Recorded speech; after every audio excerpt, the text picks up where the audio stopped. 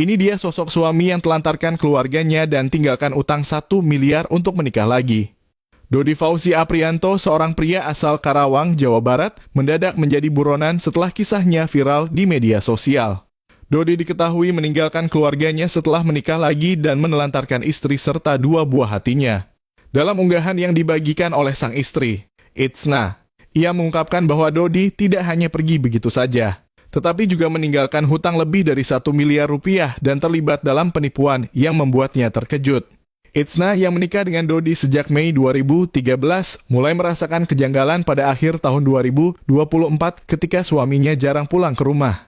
Ia merasa semakin cemas ketika pada akhir Januari 2025 orang-orang mulai mendatangi rumahnya untuk menanyakan keberadaan Dodi. Ternyata para pengunjung tersebut adalah penagih utang yang mengungkapkan bahwa Dodi telah menipu orang-orang dengan nilai kerugian lebih dari 1 miliar rupiah.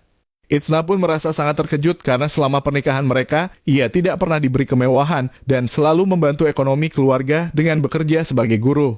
Teror yang diterima Itsna semakin menjadi-jadi hingga akhirnya pada 30 Januari 2025, ia memutuskan untuk pergi meninggalkan rumah demi keselamatan mental kedua buah hatinya.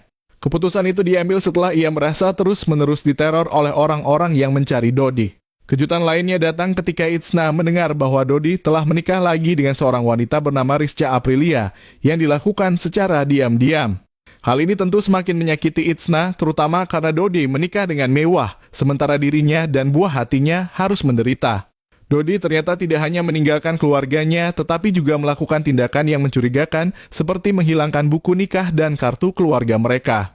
Itsna menemukan bahwa Dodi telah menikahi wanita lain pada Oktober 2024, bahkan sebelum ia kabur dari rumah.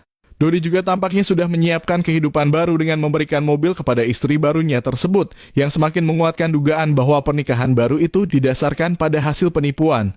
Setelah mengetahui hal ini, Itsna merasa sangat terluka. Ia menduga bahwa Dodi mungkin meninggalkan pernikahan mereka yang sah untuk menikahi wanita lain secara siri, meskipun hal itu tidak pernah ia curigai sebelumnya.